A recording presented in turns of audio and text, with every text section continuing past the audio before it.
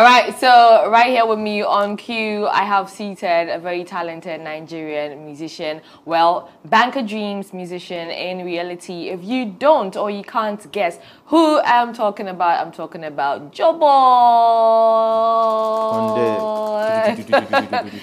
Joeboy has this thing that he does where when you mention his name, he always adds Pondek, which people even thought was Pondem. Yeah, so it was condemned. That was Condemn. I haven't heard that one. But I had to put out clarification. I didn't think it was actually like I didn't think a lot of people didn't really know what I was saying. I was like treated that it's Pondek, not it's Joeboy Pondem. But I thought it was condemn. I thought it was condensed. I'm like, wow. Condensed.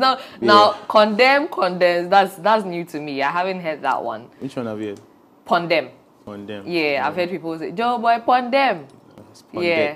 Well, that's good. How did that come about, though? You having to, add that? Because I think that automatically when we hear Joeboy as well, that also comes to mind. Yeah. So that was like earlier. That was like 2017 when I used to record with like Likkle. And was before then it was like Joeboy Pond this. But Pondek just sounded more like catchy and stuff. So subconsciously, I just say it at the end of every song. It wasn't something that I used to like plan out. I was like, Joeboy Pondek. Yeah, and it has come to stay. Good, yeah. It makes me feel good. It sounds good, actually. I feel like a bad guy. Are you? Sometimes. Sometimes. Yeah. Anyway, let's talk about banking, right? Is there any point in your life that you would want to go back into it? No, I don't think so. I don't think it is. I don't think it's my reality anymore. Yeah. Right. At some point, like the way I saw it, it felt like the best thing that I had to do because I had a neighbor back then that was like a banker and he was a fresh boy, nice car, was a beautiful man all the time. So I felt like this guy is he's living the life. Yeah, he's living the life, and I feel like okay, maybe I should try that because at that point I didn't really know. I really loved music, but I didn't really think it was going to become a career at that point. So I was like, maybe banking. We'll talk about your music and the career really soon, but let's talk about your intelligence, right? Now you say you're a brilliant, very intelligent person. Why do you have that smile? Because it's true now. Okay, well I wouldn't know. I've only seen the creative part of you, right? I've not been in class with you before, so I'll just say you are saying. But fun fact, I used to get first position in class. Oh, yeah, nice, nice. It's no surprise then how you are acing your music because you've aced in class now. You're I don't think it relates though. but yeah, I try to be the best at everything that I do. Yeah. Would you further your education? No. Why? That came not really like fast. officially. Maybe I could go to school, maybe like School of Art or School of Music Business for like a year or something. But I don't see myself going to like a 4-year course, 3-year course. Doing your masters. No. Right. Right. And So before music, let's take it from then, right? Yeah. Before music, how was your life like? Before music, it was boring. Tell me about it. It was boring, to be honest. So then I just used to go to school, get back home, play games, go to school, get back home, play games. But the funny thing was that music was always something that I loved, even before I was like involved in it. Before I was personally involved in it, I used to like listen to a lot of songs like from way back, and I was just a big fan. And I thought that people that made music were like really, really special. Like, because for you to like create something out of nowhere, and people are dancing and moving, and it puts people in a good mood. I was just like, you must have superpowers. So I was just like really, really excited about being involved in anything concerning music and stuff. So when I realized I could sing, I was like, yes, God has decided to bless me. Maybe God just saw my life and like, let me pity this boy, take talent. Yeah. What's your relationship with Mr. Eazi like? Yeah, so it's like an elder brother. He was like one of the he's the one that actually like discovered my sound on a major scale. So he introduced me to Likkle, and then we started recording and we started working together. Then he gave me a verse. Then I go on the Empower Foundation program, and since then we've been working together. Yeah. Are we looking at another Joeboy, Mr. Eazi, or Mr. Eazi Joeboy song anytime soon? Will you be giving us that? Maybe, probably sometime next year.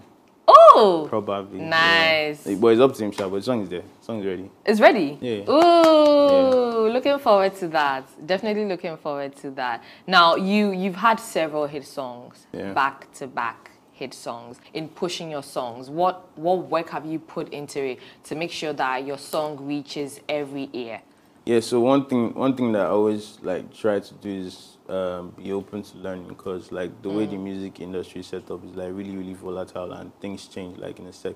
Like this particular approach that you used last month or last month that worked, you could try it again and it won't work. So I just try to be as open and flexible as possible, and always have that back of my mind. I'm still learning. I'll never stop learning, because you know when you're big, gets to the point you feel like nobody can tell you anything again, and you're just untouchable. Like, exactly. But I try to always like be on my toes, basically. 10 toes down. Yeah.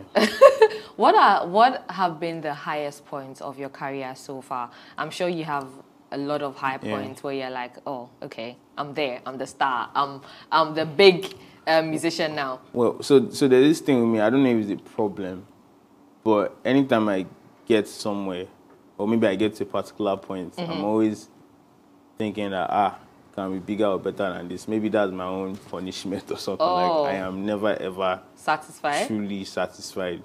Like, I can be smiling and be like, yeah, it's good. But in my head, I'm like thinking, what if it could be bigger than this and stuff like that. Right. I don't know when that feeling is going to stop.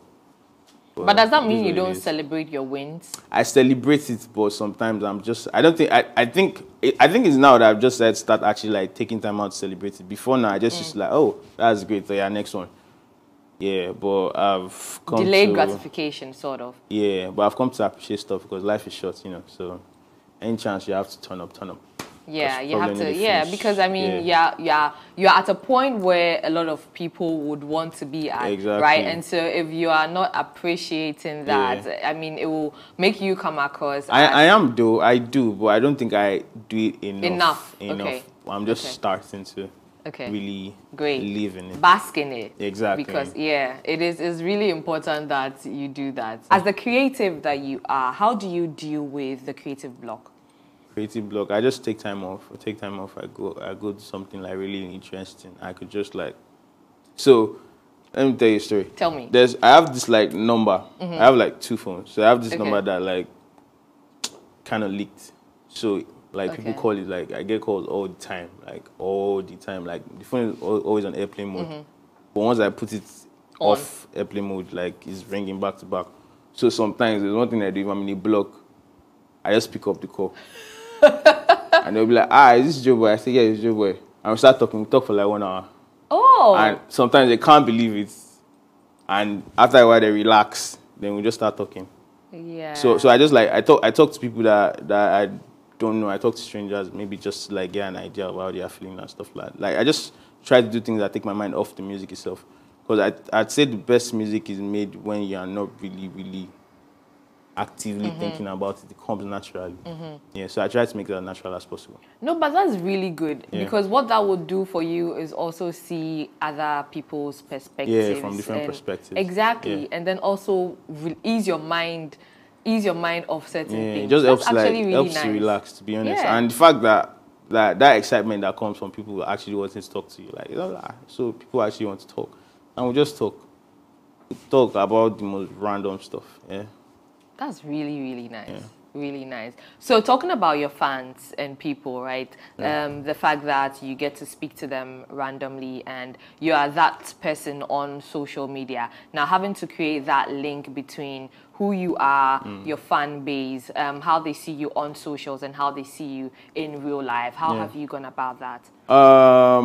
I'd say that's not been really easy, because I'm not like, naturally, I'm not really like a social media person. To be honest, if I wasn't doing music, I probably would not have a social media account. But, you know, life is about adapting. So I'm just like trying to adapt to it and stuff. And it's been making sense so far. Yeah.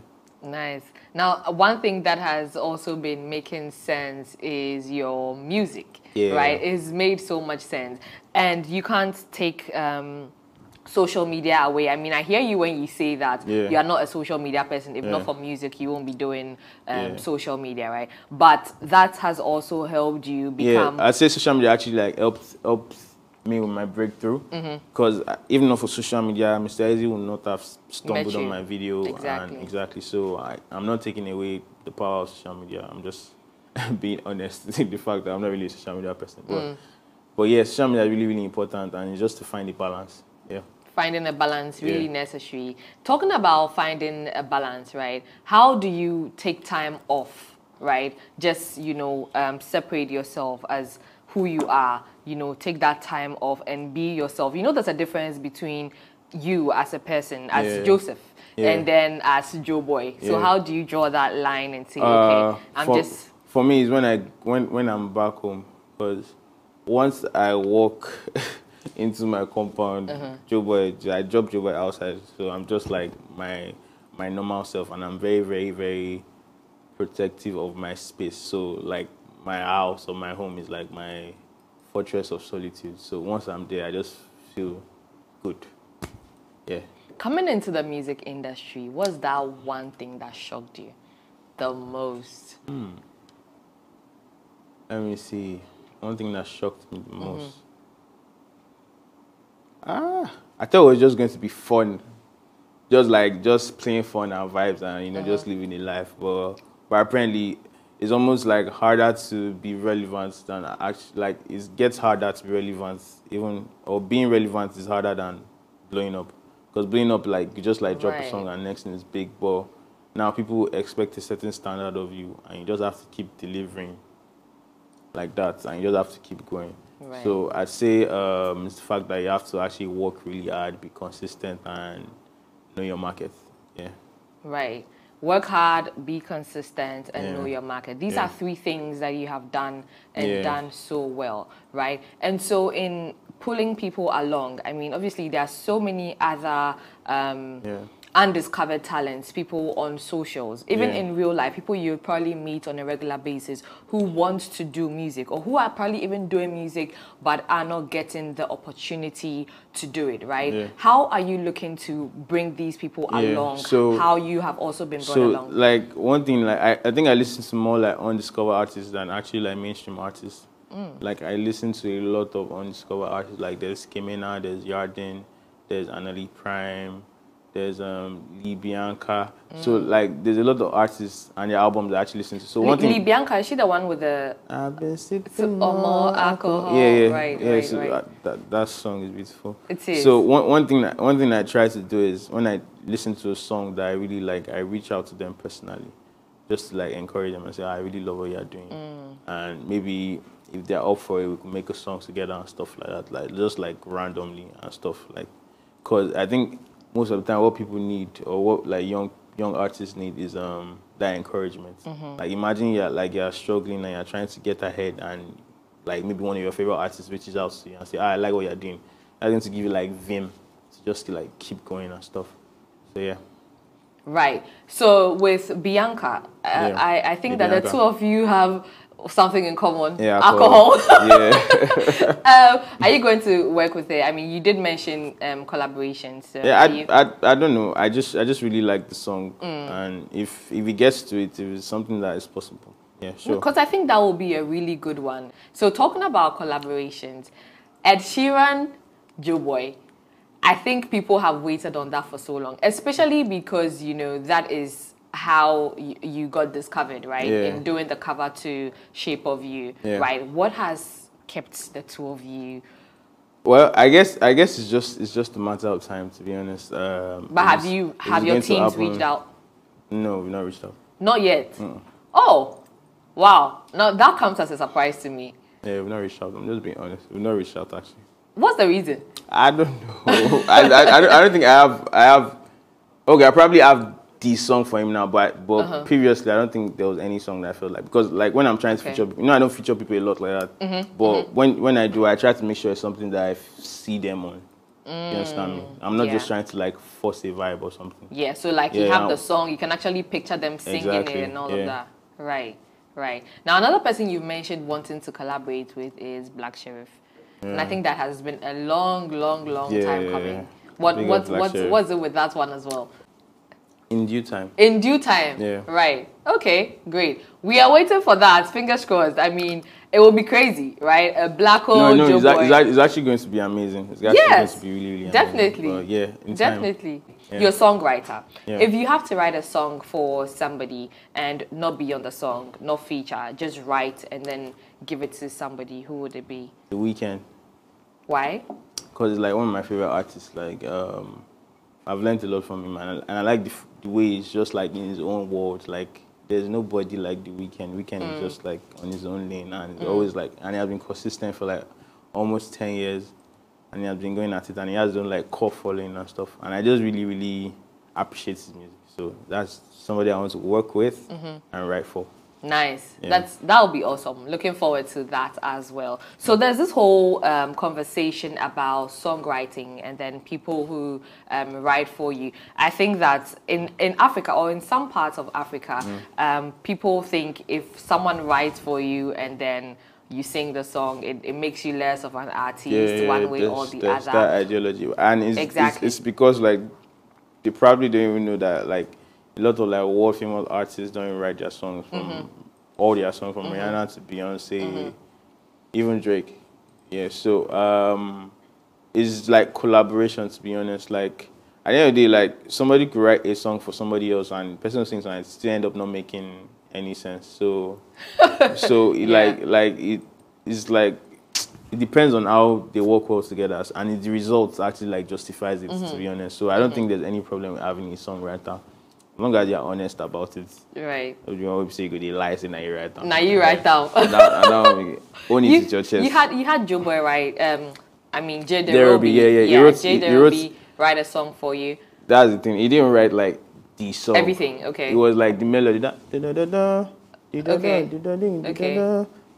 So like that first 4 bars, that melody was Derobie. Yeah. Oh. Yeah. Okay. So what actually happened was like I had the first verse already, like the second verse. That's many distractions was the first verse, but I was like, I didn't want to start the song on like a very, very negative tone. I was like, and I was thinking of something, and Derby was around. I was like, can you help me out with this stuff? And he was like, Then I said, we now go for. So and I felt like okay, that one actually like made more sense.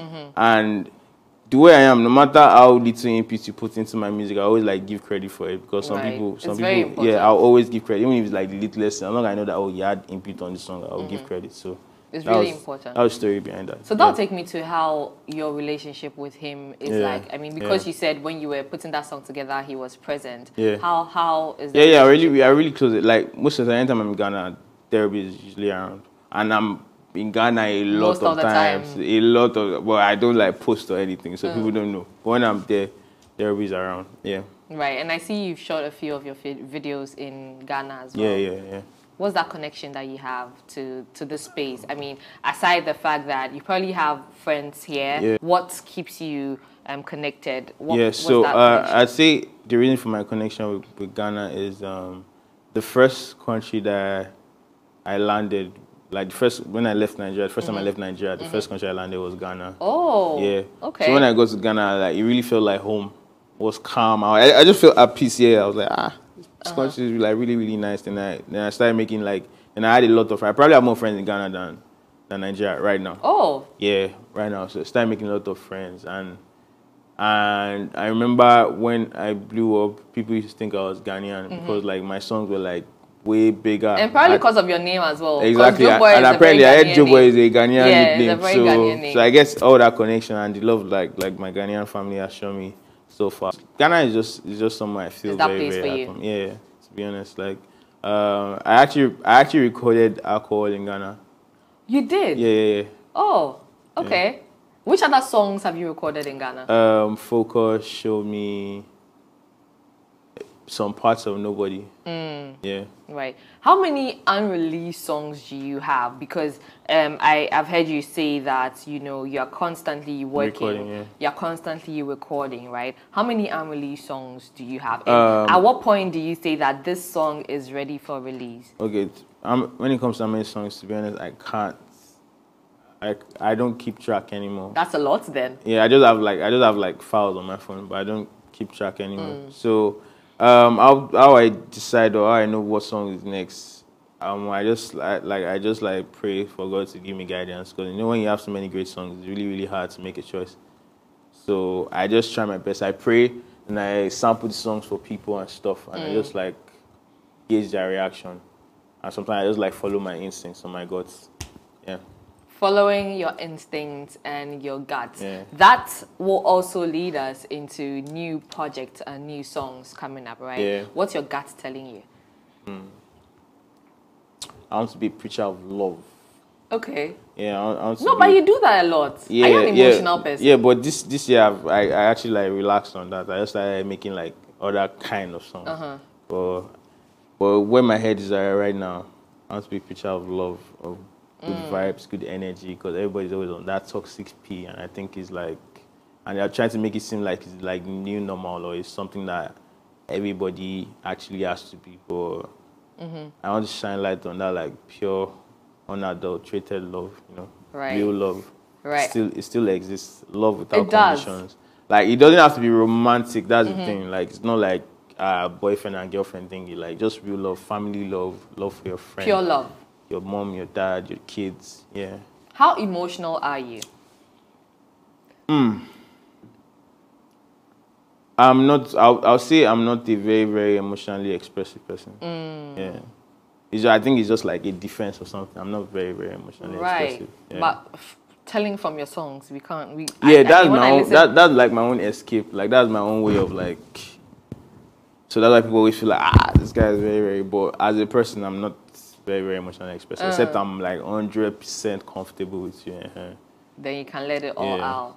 Okay, let's talk about your reason for being in Ghana. Yeah. There are so many shows happening, right? Which ones are you so excited to be performing at?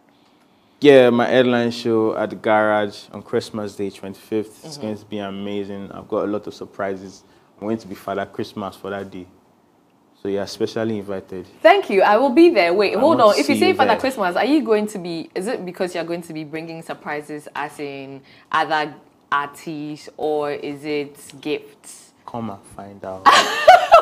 Come and find out. Come okay. and find out. Come to me and find out, then we'll get to it. But it's going to be an amazing event. I just like left the rehearsals and the band is amazing. And Which band are you performing with? I don't know their name. You do? Oh, okay. Sorry. I'll give their name when we get to the event. Right. But right now I don't know their name. So.